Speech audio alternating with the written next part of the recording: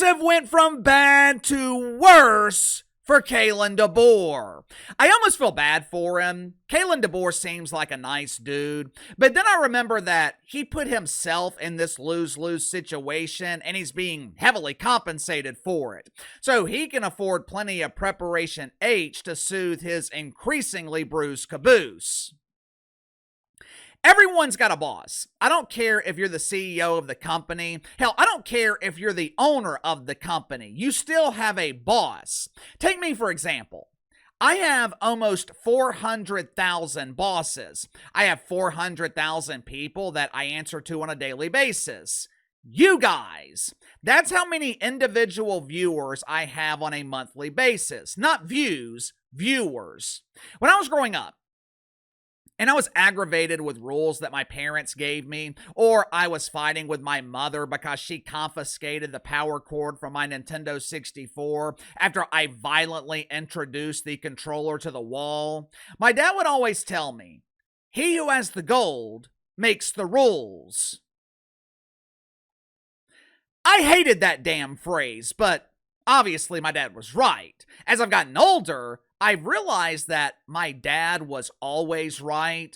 The only time that he was wrong was when he begged me not to quit my job to pursue YouTube full time. And trust me, I often remind him of how wrong he was because it's the only time in my life where I was right about something and my dad was wrong.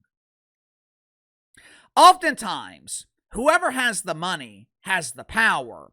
If I were to ask you, who is Kalen DeBoer's boss? Most of you guys would probably say, Greg Byrne. He's the athletic director. Gregory's very powerful.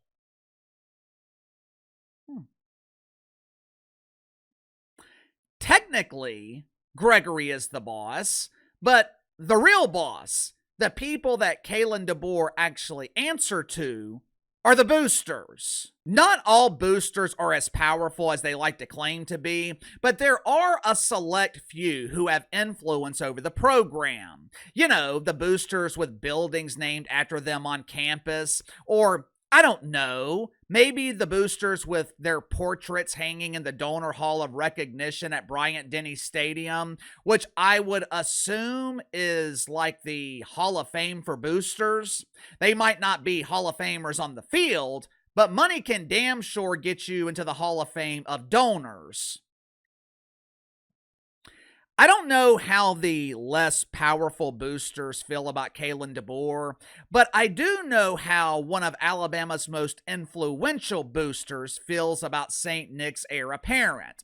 Unfortunately for Kalen DeBoer, he wants him fired. Make sure to like and subscribe. You can follow me on Twitter at KC_BTL84. Let's go and get to the sponsor of today's video, my good friends at Sugar Mountain Trading. Are you struggling with back problems? Do you deal with minor aches and pains throughout your day and you don't want to go to the doctor because all the doctor's going to do is find something else wrong with you? Even worse, prescribe addictive medication that you just don't want to take? I hate going to the doctor. So does my wife who deals with back pain. That's why she has started using CBD lotions and oils from Sugar Mountain Trading. Now, this is not THC. It's not going to make you fail a drug test.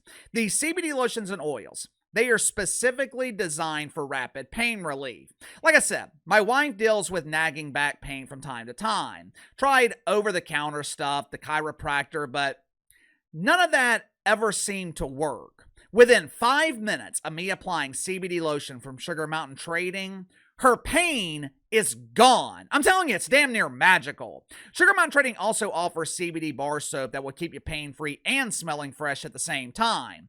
Bar soap comes in a variety of scents ranging from lavender all the way to cherry almond.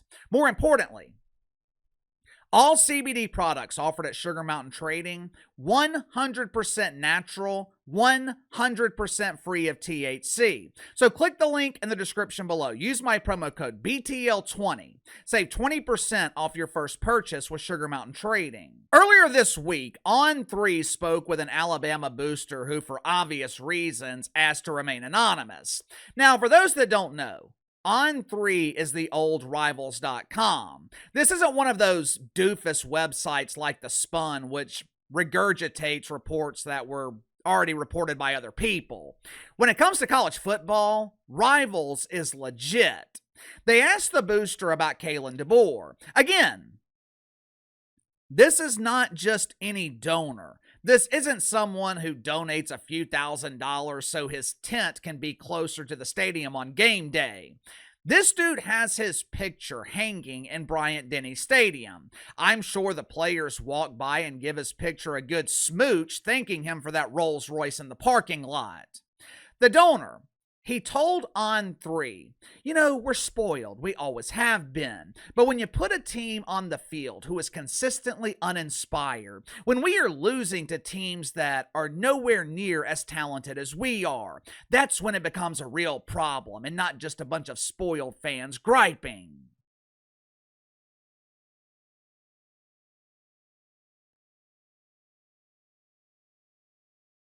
Translation: this dog won't hunt. This dude's got to go. We want Kalen DeBoer fired. According to On3, Alabama players, they really like their coach.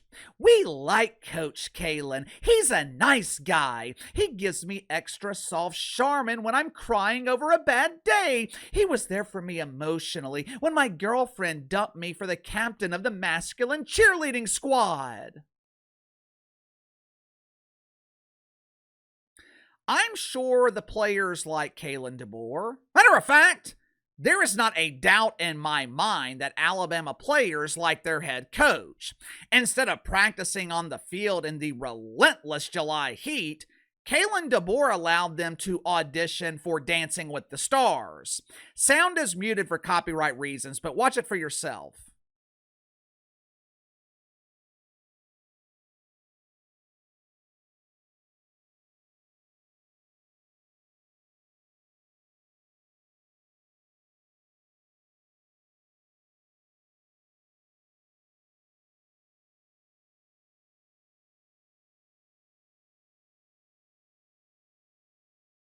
If I'm an Alabama fan, it doesn't instill much confidence when I hear that players like the coach. I don't give a shit if players like the head coach. I'm sure there were a lot of players that didn't like Nick Saban. I know for a fact that there were players in New Orleans who didn't always like Sean Payton. I'm sure Brandon Cooks didn't like Sean Payton. There was a defensive starter, I want to say it was Junior Gillette. I could be wrong. It was around 2014, 2015. Whoever it was, Sean Payton cut his ass because he refused to fit into the culture of the locker room. I'm sure there were players who didn't really like Bill Belichick. But you know what these coaches had from their players? Respect. Just because you like someone, it doesn't mean you respect them. There are plenty of wives who divorce husbands that they love because they have no respect for them. If you look at Alabama over the last couple of seasons, if you look at the consistency of uninspired performances, it appears that players have no respect for their head coach. Fans want Kalen DeBoer fired. Boosters seem to want him fired. The problem for Alabama, it is going to be incredibly difficult to fire Kalen DeBoer. As I was looking further into this story last night and this morning, it appears that Alabama has fallen behind in funding when compared to other major programs in college football. Major programs in college football, they have $40 to $50 million in nil money every year. Funding at Alabama has declined to around $20 million. The buyout for Kalen DeBoer is $60, $70 million. Unless they can find one hell of a loophole, the only way to get out of this contract is to pay him or make him so miserable that he wants to leave of his own volition. But I don't see anyone being miserable to the point that they walk away from $60 million. This is the problem with these long-term guaranteed contracts. 90% of Kalen DeBoer's contract is guaranteed. Alabama gave this dude an 8-year contract based on a single season at Washington. Coached 2 years at Washington. Before that, 2 years at Fresno State. You give Nick Saban an 8-year contract that's fully guaranteed because you don't want his ass to leave. Nick Saban is like the swimsuit model who agrees to go on a date with Beetlejuice. Beetlejuice is proposing on the first date. He is rushing to the 24-hour wedding chapel. He is trying to lock this relationship down because Beetlejuice knows he's not getting another date with any model.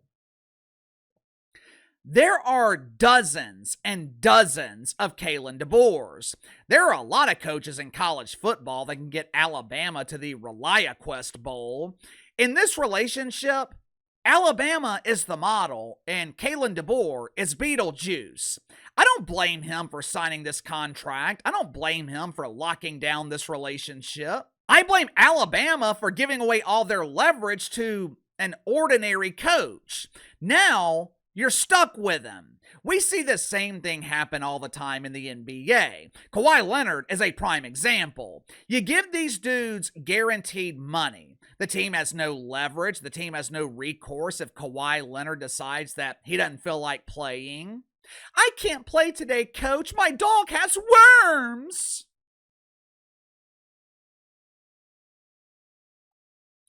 When he does play, Kawhi Leonard is one of the best in the league, but the inspiring performances are always overshadowed because you rarely see them. Same thing with Kalen DeBoer at Alabama. They go up 28-0 on Georgia, beat the shit out of LSU. You start to think maybe things are coming together. Then they lose to Vanderbilt. They lose to Michigan. They get their ass kicked by Florida State. There is not a doubt in my mind that Kalen DeBoer cares. But with Alabama having no recourse, how much motivation is there to improve? It's amazing what you can accomplish. It's amazing how motivated you become when the fire is inching towards that raw ass. But with a guaranteed contract through the rest of this decade, Alabama has no way to start the fire. They're out there with wet sticks trying to catch a spark.